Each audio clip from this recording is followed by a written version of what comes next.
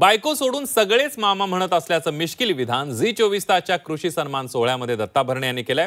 जनतेच्या प्रेमामुळे मामा ही उपाधी मिळाल्याची ही कबुली दत्ता भरणे यांनी दिली आहे।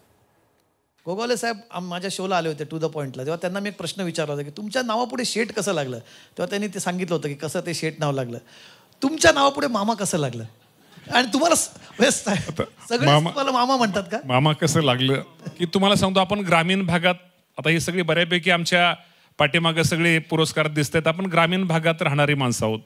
मी पुण्यामध्ये शिवाजी मराठा हायस्कूलला इथं शाळेला होतो 5वीला आल्यानंतर, आणि माझ्या चुलत बहिणीचा मुलगा तो 10वीला होता, तो बहिणीचा मुलगा 10वीला हॉस्टेलला होता।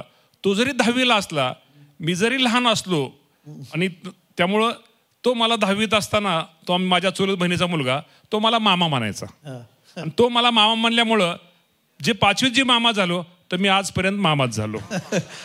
बरं एक सांगा मला, सगळेच मामा म्हणतात का घरात? पण घरात बायको सोडून सगळे मामा म्हणतात।